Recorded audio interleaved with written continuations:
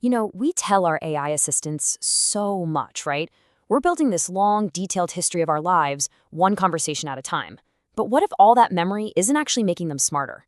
Today, we're going to dive into some fascinating new research that's trying to teach AI not just to remember facts, but to actually reason with them, to think before it speaks. Okay, let's just jump right in with a question that's kind of startling. We trust our AI assistants with a ton of stuff, from our schedules to product recommendations, but could that trust be misplaced? Like in a way that has very real and very dangerous consequences? And look, this isn't some far-off sci-fi idea. It's a very real problem that researchers are scrambling to solve right now. And this slide just lays out the problem perfectly. On the left, you've got a simple question. What action figure did I buy? The AI digs up the answer. Easy. But on the right, whoa, that's a whole different ballgame. The situation is way more complex, and there's a hidden danger that a simple search is never going to find. And this is where it all gets really interesting. And that gets us to the absolute heart of the problem. There's this dangerous blind spot in how AI currently uses memory. We're going to walk through a specific puzzle that just shows this perfectly.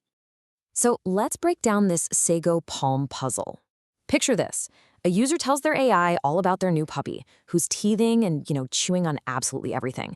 Then, a few days later, they ask where they can buy a Sago palm. Now, the AI's general knowledge base knows that Sago palms are super toxic to dogs. But what does it do?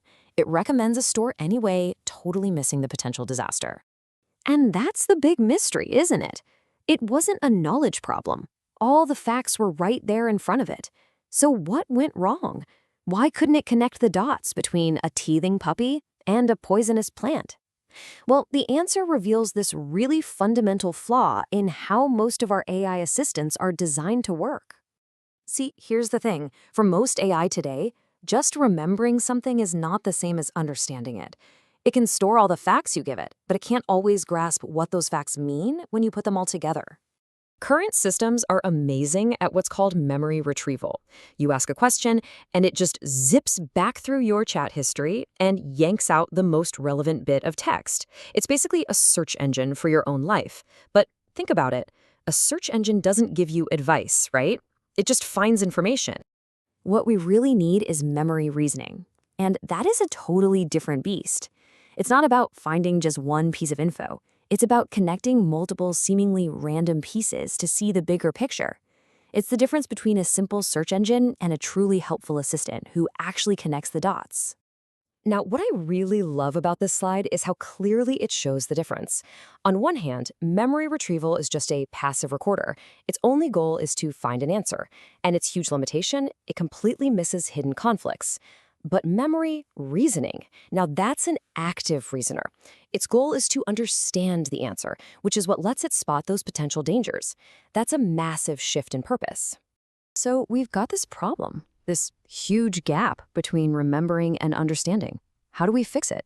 Well, researchers have proposed a really clever solution, a new framework designed to give AI the reasoning power it's been missing, and it's called ActMem.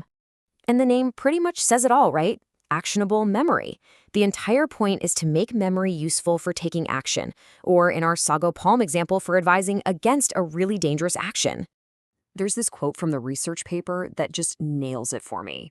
It says, ActMem's goal is to transform memory from a dusty digital filing cabinet, just passive storage, into a dynamic, active reasoning engine that's constantly working to help you. Okay, so let's get into the nitty-gritty. How does ActMem actually pull this off? How do you teach an AI to, think? It turns out it's a pretty ingenious process. It really boils down to 4 key steps. First, it doesn't just read your conversation. It pulls out the key structured facts. Then, it starts grouping related memories by topic, so all the puppy info goes into one bucket. Third, and this is the crucial part, it actively looks for cause and effect links between those facts.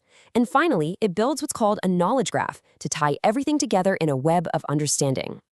So this web it builds uses 2 types of connections. You've got semantic connections, which are pretty straightforward. They link things that are about the same topic, like puppy and teething. But the real magic, the secret sauce, is in the causal connections.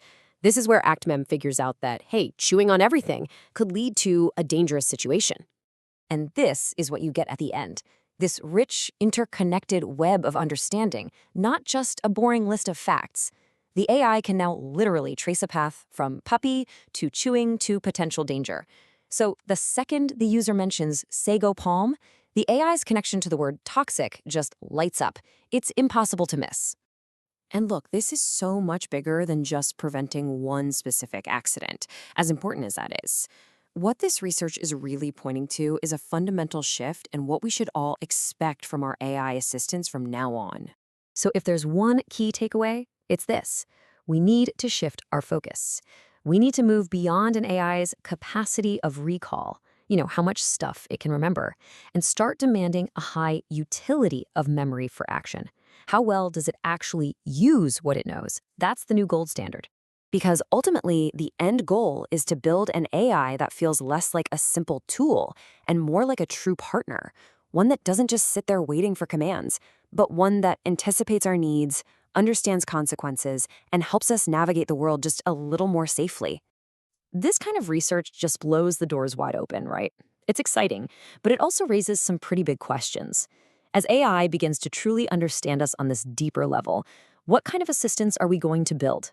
And what new responsibilities do we have in creating these powerful new partners?